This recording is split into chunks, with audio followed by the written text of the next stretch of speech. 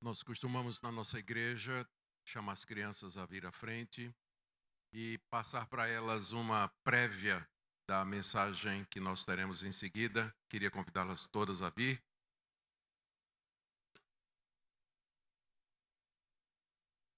Vocês estão me empurrando para a parede. Eu queria que vocês sentassem, mas olhando para lá.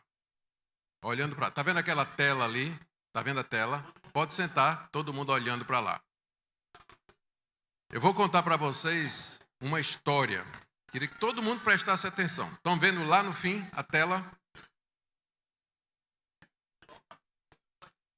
Opa. Eu vou contar para vocês uma história.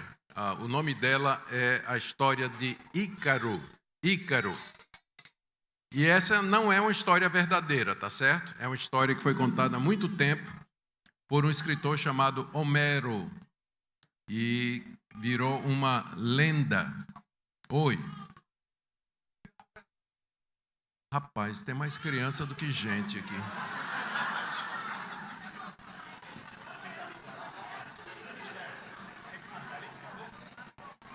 Pessoal, vamos indo mais daí, ó. Vamos fechar todos.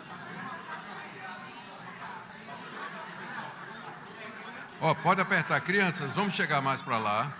Isso.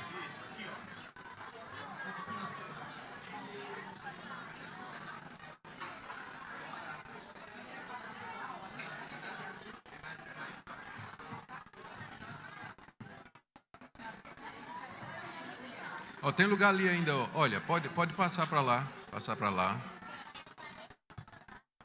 Então, tá bom, eu não preciso sentar, não. Muito bem, crianças, agora eu queria que todo mundo ficasse quieto, que eu vou contar a história. Queria que vocês olhassem lá para a tela. A história é assim, era vez um homem que ele era muito capaz, ele sabia fazer de tudo. Ele fazia todo tipo de engenhoca, de móvel, de artifícios. O nome dele era Dédalo. E ele tinha um filho chamado Ícaro. Um dia, o Dédalo fez uma coisa muito ruim, errada, e o rei condenou ele a ficar preso num labirinto. O labirinto é um lugar onde você entra, mas você não consegue achar a saída. Então, Dédalo e o seu filho Ícaro foram jogados lá naquele labirinto e eles não podiam sair de lá. Pode passar a próxima. E aí, o Dédalo, está ali sentado, ele teve uma ideia. Ele viu que tinha pedaços de madeira, que tinha cera de abelhas e tinha penas de aves ali no labirinto, porque o labirinto era aberto para cima. Pode continuar. Aí ele teve uma ideia. Ele fez uma estrutura de madeira, pegou cera, cobriu e lá ele colou as penas dos pássaros e disse ao seu filho Ícaro que ele podia voar para sair do labirinto. Pode passar. E Ícaro saiu, ele começou a voar. Ele bateu as asas e saiu por cima do labirinto. Só que aí ele olhou e viu o sol. E ele achou o sol tão bonito, ele queria chegar perto do sol.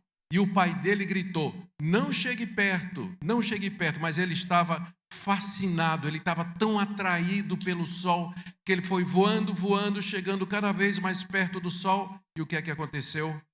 O sol derreteu a cera. E aí as asas se desfizeram e Ícaro caiu no mar Egeu e nunca mais ele foi encontrado. Que história triste, não é? Mas ela tem uma lição preciosa. Sabe o que é que eu vou pregar sobre hoje? O povo de Israel estava preso lá no labirinto da terra do Egito. Mas Deus tirou, e nós vamos ver aqui, tem a passagem que eu vou dizer, diz que Deus carregou eles com asas como de águia. E Deus se encontrou com eles no Monte Sinai. E Deus apareceu tão grande, com uma glória tão grande. Deus apareceu como um grande fogo. E muitos israelitas queriam chegar perto de Deus. E Deus disse, vocês não podem chegar perto de mim, porque senão vocês vão morrer. A grandeza de Deus, a glória de Deus é tão grande que ele disse ao povo, não chegue perto, porque senão vocês vão morrer. Diferente da história de Ícaro, Deus não permite que nós cheguemos totalmente na presença dele, a não ser através de um mediador. Foi Moisés que ensinou ao povo a respeito de Deus. E hoje é Cristo através de quem a gente se chega a Deus. Deus é tão bonito, mas Ele é santo também, e nós não podemos chegar perto dele por nós mesmos, senão nós vamos ser destruídos como Ícaro. Entenderam? Que bom. Vamos orar agora? Nosso Deus, Tu és grandioso, maravilhoso, Tu és luz, Tu és radiante, a Tua glória excede a glória do sol. E nós nos sentimos fascinados, atraídos por Ti, sem perceber que somos pecadores. E damos graças por Jesus, através de quem nós podemos nos achegar a Ti, sem medo, e ter comunhão contigo, nós que somos pecado, em comunhão plena com aquele que é plena luz. E louvamos por isso e pedimos que o Senhor nos abençoe agora na pregação da palavra, em nome de Jesus. Amém.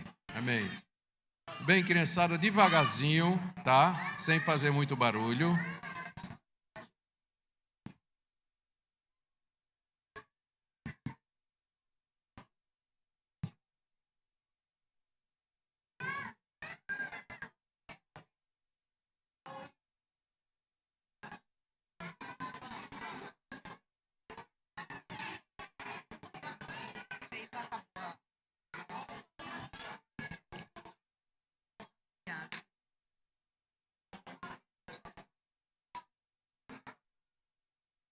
Obrigado.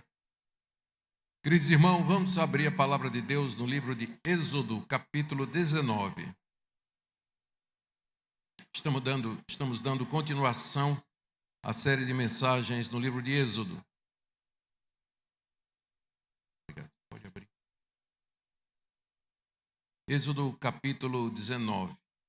Queria que você mantivesse sua Bíblia aberta, porque nós iremos fazer a exposição do texto e a leitura à medida que a exposição prossegue. Nós estamos aqui diante, esse capítulo é um dos capítulos que é o capítulo que registra talvez uma das mais gloriosas manifestações de Deus até esse momento na história do Êxodo. As manifestações de Deus no passado nós chamamos de teofanias, Deus aparecendo de uma forma que as pessoas podem vê-lo, contemplá-lo, ainda que Deus sendo Espírito, a sua essência, o seu ser, é impossível de ser captado por nós. Deus já tinha aparecido lá no alto do Monte Sinai a Moisés através de uma sarça ardente. Ele apareceu aos israelitas numa coluna de nuvem e uma coluna de fogo. E agora, nesse capítulo, nós vamos ver como ele desce sobre o Monte Sinai como um fogo devorador, glorioso, do qual ninguém poderia se aproximar. E essa teofania, essa manifestação de Deus, ela é importante porque estabelece uma série de princípios que serão cumpridos no Novo Testamento. O principal deles sendo que nós não podemos chegar a Deus por nós mesmos, senão através de um mediador. Moisés foi quem mediou esse encontro entre Deus e o seu povo, e Cristo, então, faz isso de maneira perfeita no Novo Testamento. O que é que havia acontecido antes desse encontro de Deus com o povo no Monte Sinai? Jetro, o sogro de Moisés, tinha feito uma visita para Moisés, trazendo a sua família, a sua esposa e seus 2 filhos. Ele lá ouve o relato de Moisés a respeito das grandes coisas que Deus tinha feito, tirando o povo lá da escravidão. Ele passa uns dias lá com Moisés e descobre que Moisés está se cansando e ao povo, quando sozinho ele procura atender uma multidão e lhe dá o conselho de distribuir a tarefa entre homens capazes, para aliviar o seu sofrimento e o seu labor. Moisés acolhe o conselho, delega responsabilidades e Jetro, então, volta para sua casa. Isso tudo aconteceu na região de Refidim. E depois da partida de Jetro, Moisés comanda o povo na direção do Monte Sinai. E eles chegam no deserto do Sinai e se acampam ao pé do monte no 3º ano que eles tinham saído da terra do Egito. Vamos ler capítulo 19, 1 e 2. No 3º mês, eu falei 3º ano, mas é 3º mês. No 3º mês, depois da saída dos filhos de Israel da terra do Egito, No primeiro dia desse mês, eles chegaram ao deserto do Sinai. Tendo partido de Refidim, vieram ao deserto do Sinai, no qual acamparam. Ali Israel acampou em frente ao monte. Fazia 2 meses que eles tinham saído, e no primeiro dia do terceiro mês, eles acamparam na base do monte. Ali eles ficariam cerca de 1 ano. Ali eles receberiam as tábuas da lei, Deus entraria em aliança com eles, e eles seriam instruídos a construir o tabernáculo e uma série de outros utensílios relacionados com o culto a Deus. Deus então chama Moisés. Para que venha até o alto do monte, onde Deus anuncia a sua aliança com o povo de Israel. Ouçam do verso 3 até o verso 5. Moisés subiu para encontrar-se com Deus, e do monte o Senhor o chamou e disse: Assim você falará à casa de Jacó e anunciará aos filhos de Israel: Vocês viram o que eu fiz aos egípcios e como levei vocês sobre asas de águia e os trouxe para perto de mim. Agora, pois, se ouvirem atentamente a minha voz e guardarem a minha aliança, vocês serão a minha propriedade peculiar dentre todos os povos, porque toda a terra é minha. Ainda o verso 6. E vocês serão para mim um reino de sacerdotes e uma nação santa. São essas as palavras que você falará aos filhos de Israel. Quando eles chegaram ao pé do monte, Deus, lá do alto do monte, chamou Moisés para se encontrar com ele. E Deus conversou com Moisés, e Moisés deveria trazer para o povo 4 pontos, 4 assuntos que Deus transmitia. O primeiro deles é que eles viram o que Deus havia feito aos egípcios. Verso 4. As pragas contra Faraó, contra os deuses e contra todos os egípcios, como Deus abriu o Mar Vermelho, como Deus afogou os exércitos de Faraó. Deus diz: Moisés, lembra ao povo, vocês viram o que eu fiz lá na terra do Egito. A segunda coisa que Moisés recebeu da parte de Deus para transmitir ao povo é que eles estavam conscientes de que Deus os havia transportado lá do Egito para aquele lugar, o Monte Sinai, como que em suas asas, como asas de águia. A águia voa com o filhote nas costas. Deus, em asas de águia, havia tirado o seu povo lá do Egito e trazido até o Monte Sinai. E no caminho, Deus cuidou deles. Água da rocha, pão do céu, carne de codorna, vitória contra os amalequitas. Tudo isso fez com que Deus fez para que o seu povo chegasse até aquele lugar. Moisés, diz ao povo isso aí. Lembra para eles o que eu fiz no Egito. Lembra para eles como eu carreguei todo o povo nas minhas costas, por assim dizer, durante esses 2 anos.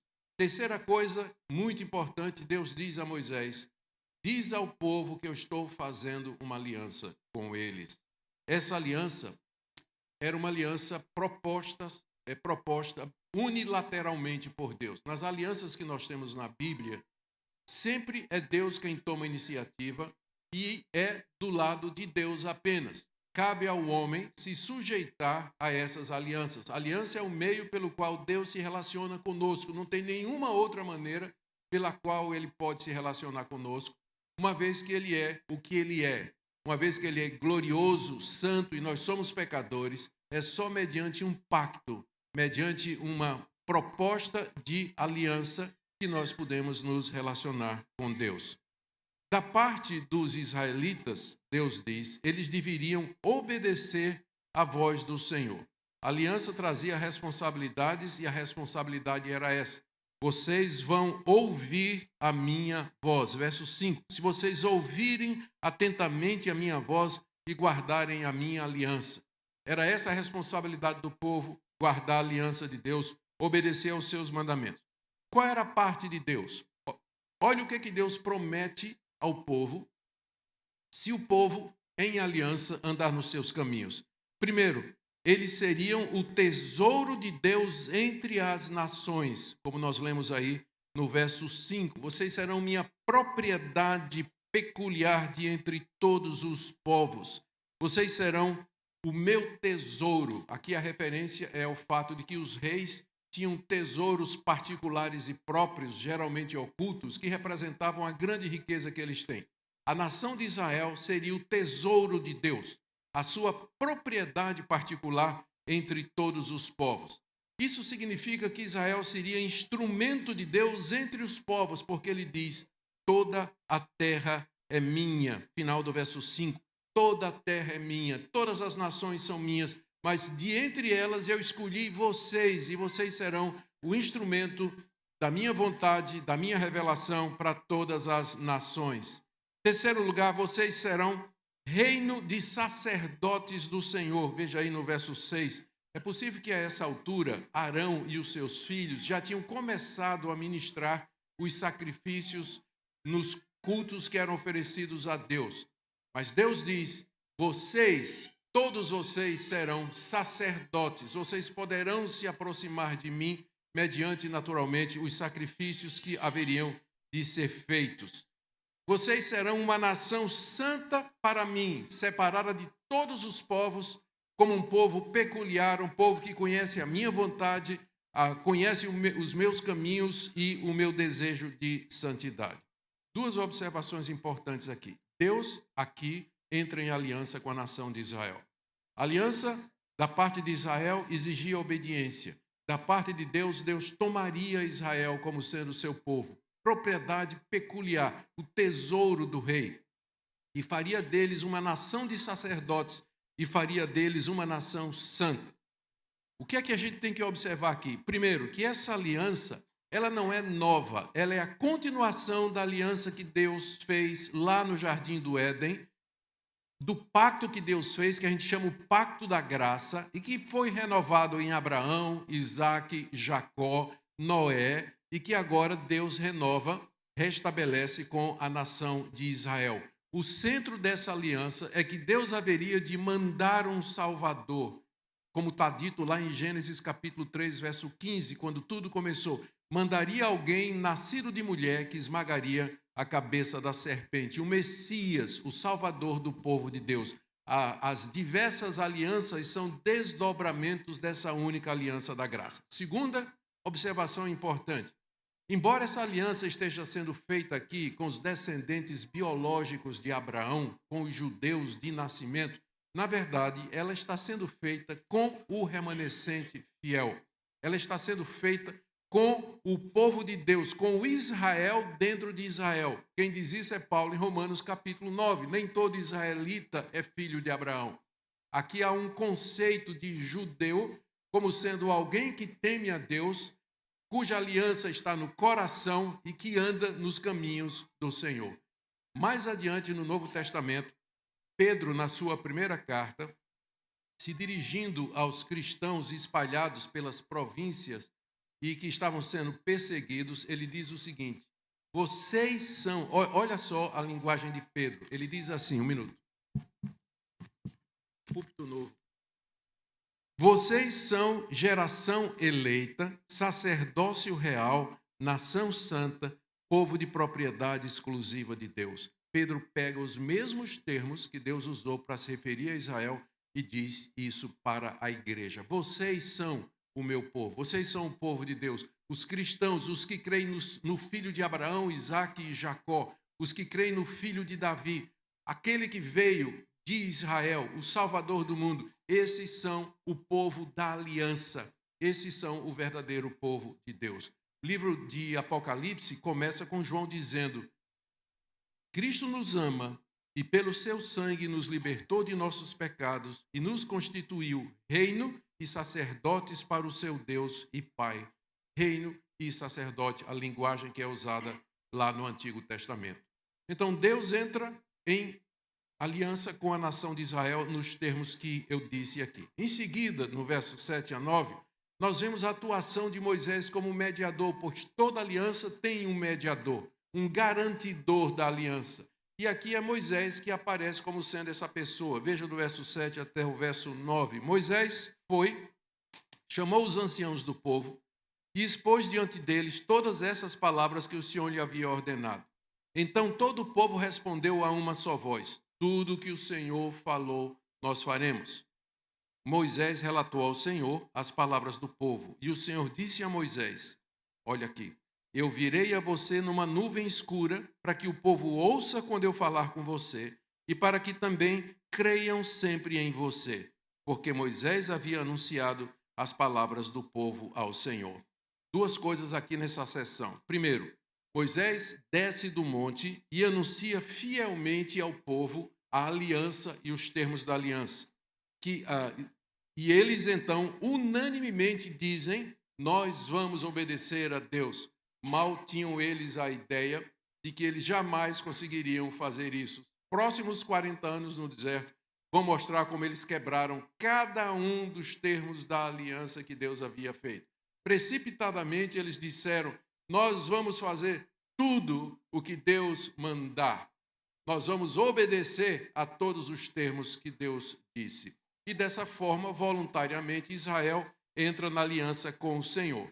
Moisés sobe, leva a resposta do povo ao Senhor e Deus diz a Moisés, eu vou confirmar você como mediador dessa aliança.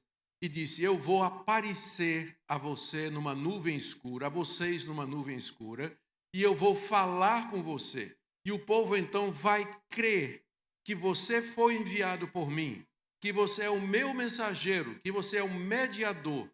Moisés então desce lá do monte e transmite todas essas palavras para o povo. Nota, é Deus falando com Moisés, Moisés fala ao povo, pega a reação do povo, sobe no monte e diz para Deus. Ele está funcionando como um mediador entre Deus e o povo.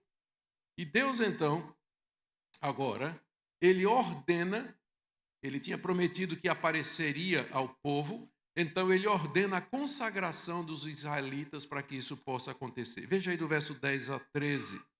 O Senhor disse a Moisés, vá ao povo, consagre-o no dia de hoje e amanhã, que eles lavem suas roupas e estejam prontos para o terceiro dia, porque no terceiro dia o Senhor, à vista de todo o povo, descerá sobre o monte Sinai. Que glória! Deus está dizendo, prepara o povo, Moisés, porque no terceiro dia eu vou descer visivelmente lá no monte Sinai. Marque ao redor do monte limites para o povo, dizendo, tomem cuidado para não subir o monte, nem tocar a sua extremidade, todo aquele que tocar o monte será morto. Mão nenhuma tocará nele, no monte. Se alguém fizer isso, será apedrejado ou flechado, quer seja animal, quer seja homem, não viverá. Quando soar longamente a trombeta, então subirão ao monte. Deus disse a Moisés, eu vou descer no alto do monte, mas o povo não vai poder chegar até lá. Você coloque limites no monte e diga ao povo, nenhum animal, nenhuma pessoa pode passar desses limites para chegar até Deus. Se alguém passar dos limites, chegar no monte, querer subir o monte para ver a glória de Deus, essa pessoa vai ser morta. E vocês vão matar à distância, jogando pedras ou flechas, porque vocês não podem nem tocar nessa pessoa. Porque ela se aproximou da glória de Deus, ela não pode ver a Deus. Mas, quando a trombeta soar, quando eu der o sinal, Moisés, traga o povo para o pé do monte para que o povo possa ver a minha glória. Foi isso que Deus disse e foi assim que ele cercou a sua presença da proximidade humana. A razão para isso é que Deus haveria de descer sobre o monte dali a 3 dias e todos poderiam ver o Senhor de acordo com o que ele falou. Moisés então obedece, do verso 14 a 15, ele consagra o povo para o encontro. Encontrar-se com Deus, ver a glória de Deus, Deus descendo sobre o monte Sinai, o povo tinha que estar preparado. O povo precisava estar em condições de encontrar a santidade de Deus. Vamos ler aqui do verso 14 e 15. Moisés desceu do monte para junto do povo, consagrou o povo, lavaram as suas roupas e Moisés disse ao povo, estejam prontos no terceiro dia, que até lá ninguém tenha relações com a sua mulher. Os preparativos que Moisés tinha de fazer ao povo incluíam essas 3 coisas. Primeiro, consagrar o povo, provavelmente através de sacrifícios, já que quase que certamente Arão e os seus filhos já estavam funcionando como sacerdotes. Então Moisés tinha que consagrar o povo diante de Deus mediante esse ritual dos sacrifícios. Segundo, eles tinham que lavar as roupas, além de ser uma boa regra de higiene, mas quer dizer simplesmente é um ato simbólico de você se despir do pecado, jogar fora a sujeira do pecado, se revestir para poder chegar diante de Deus. É uma tipologia belíssima que Paulo vai usar lá em Efésios e em Colossenses, quando ele diz: dispam-se do velho homem, se renovem no seu entendimento e se vistam de Cristo. Essa figura do tirar, trocar de roupa é usada para a ideia de santidade e a ideia de santificação. E a terceira coisa, ele disse para os homens: não se cheguem à sua mulher. Sexo em si não é errado, não é esse o ponto, mas era uma espécie de abstinência, uma espécie de jejum, preparando o povo para chegar diante de Deus. Além disso, havia o risco também de contaminação cerimonial, apesar de que isso está um pouco distante, não é? Porque o fluxo masculino ele era considerado como se alguém tocasse ou alguém fosse manchado, ele era considerado imundo e não poderia entrar na presença de Deus. Então, para evitar esse risco, nenhuma relação sexual durante 3 dias, para que o povo pudesse chegar diante da glória de Deus. Que coisa, que preparativos. Não poderiam chegar diante de Deus do jeito que estava, porque Deus é santo, Deus é puro, Deus é justo, Deus é imenso. Ele é muito maior do que a gente pode imaginar. E nós não podemos chegar diante dele de qualquer maneira. E aí, tudo pronto, conforme dito, Deus desce no monte no terceiro dia. Versos 16 a 20. Ao amanhecer do terceiro dia, houve trovões e relâmpagos, uma espessa nuvem cobriu o monte e ouviu-se um forte som de trombeta, de maneira que todo o povo que estava no arraial tremeu de medo. E Moisés levou o povo para fora do arraial, ao encontro de Deus, e puseram-se no pé do monte. Todo o monte Sinai fumegava, porque o Senhor havia descido sobre ele em fogo. A fumaça subia como fumaça de uma fornalha, e todo o monte tremia com violência. E o som da trombeta ia aumentando cada vez mais. Moisés falava, Deus lhe respondia no trovão. O Senhor desceu sobre o monte Sinai, sobre o alto do monte, e o Senhor chamou Moisés para o alto do monte, e Moisés foi até lá. Que espetáculo terrível, não devia ter sido esse. No terceiro dia, depois que Moisés havia anunciado pela manhã, o que é que aconteceu? Primeiro, estrondo de trovões, trovão por tudo quanto é lado. Segundo, clarão de raios, raios e relâmpagos no alto do monte Sinai. De repente, uma nuvem densa, escura, desce e cobre o alto do monte. E aí, no meio da nuvem, Yahweh desce em forma de fogo sobre o monte, a sua glória ultrapassando a nuvem escura, de maneira que todos poderiam ver. E a glória de Deus era tão grande, o fogo com que Deus desceu era tão grande, que o monte Sinai pegou fogo. Parecia uma grande fornalha e a fumaça começou a subir, a fumaça do monte começou a subir aos céus em rolos enormes de fumaça escura, e o povo que estava lá no acampamento estava tremendo de medo, porque eles estavam vendo agora com quem eles fizeram aliança.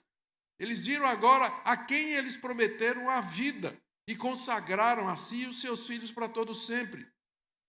E aí a trombeta começa a tocar, era a hora do povo se encontrar com Deus. Moisés, então, conduz o povo do acampamento até o pé do monte para se encontrar com Deus. E aí, quando chegaram, Moisés falava e Deus respondia. Respondia com voz de trovão. A trombeta tocava cada vez mais alto e, finalmente, Deus disse a Moisés, suba ao monte. E Moisés, então, sobe. E lá em cima, Deus reforça os limites da sua proximidade. Veja, 21 a 25. O Senhor disse a Moisés, desça e avise ao povo que não ultrapasse o limite até o Senhor para vê-lo, para evitar que muitos deles sejam mortos.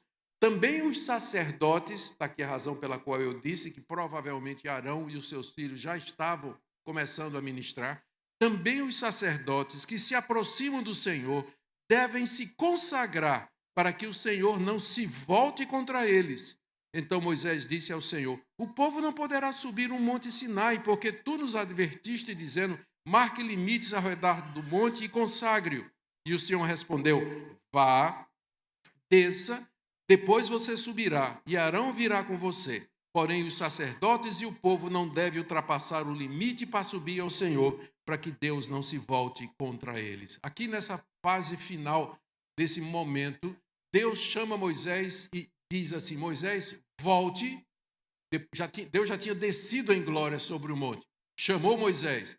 Quando Moisés chegou, Deus disse: volte e reafirme o que foi dito. Gente, não passe os limites. Se vocês passarem os limites para ver a Deus, vocês serão destruídos. Aí Moisés disse: mas eles já sabem disso. Deus disse: volte e faça o que eu estou dizendo, porque senão eu terei que destruir todos aqueles que se aproximarem de mim. Todos aqueles que se aproximarem de mim. Tal é a glória de Deus. Por isso que a Bíblia diz: ninguém pode ver a Deus. Eles viram uma manifestação de Deus. O que eu estou narrando aqui é o que a gente chama de uma teofania, uma manifestação de Deus, porque nós não podemos contemplar a sua glória. Deus, portanto, se manifesta através de formas que ele, como eu disse, ele já apareceu na sarça ardente, ele apareceu numa coluna de nuvem e de fogo, e agora ele aparece em glória, com a glória tal no alto do Monte Sinai que o próprio monte não pode suportar. Em amor ao seu povo da aliança, Deus diz: não passem os limites que estão estabelecidos aqui. O próximo passo vai ser Deus falar e dizer: eu sou o Senhor teu Deus que te tirei da terra do Egito. Não terás outros deuses diante de mim, não farás para ti imagem de escultura, não tomarás o meu nome em vão. O próximo passo é a entrega dos 10 mandamentos, que nós veremos na próxima mensagem. Mas aqui eu quero terminar com algumas aplicações para nós, e a primeira coisa que eu quero perguntar é: o que é que Moisés queria ensinar ao povo com essa narrativa? Lembrem que essa história aqui, esse texto aqui, ele foi produzido por Moisés durante 40 anos no deserto e foi lido diante do povo nas campinas de Moabe, às vésperas de cruzar o rio Jordão e entrar para conquistar a terra. Moisés, naturalmente, narrou esses eventos para ensinar àquela nova geração algumas coisas. Primeira, a santidade de Deus. Diferente dos deuses dos cananeus, que eram deuses impuros, imorais, que mandavam seus adoradores matar e sacrificar seus filhos em sacrifício. O Deus de Israel, Yahweh, ele é santo, ele é diferente de todos os deuses criados pela imaginação humana. E o povo de Deus não devia esquecer isso. Segundo, eles eram o povo da aliança. Não porque eles eram o melhor povo do mundo, porque era um povo pequeno. Era um povo pequeno comparado com a Síria, Mesopotâmia, o Egito, de onde eles saíram. Mas Deus os amou e Deus os fez sua propriedade peculiar. Eles deviam lembrar disso. De todas as nações da terra, Deus fez uma aliança somente com os descendentes de Abraão, Isaque e Jacó. E essa aliança da qual nós somos herdeiros. Terceiro, eles deviam lembrar os termos da aliança, que eles prometeram obediência a Deus em tudo que Deus dissesse. Outra coisa que eu entendo que Moisés queria lembrar ao povo: eles não podiam chegar na presença de Deus sem um mediador. Tinha que ter alguém que mediasse entre Deus e o povo e Deus. E a última coisa, a preparação para a recepção da lei do Senhor. Deus haveria de dar a sua santa lei, mas o povo precisava estar preparado.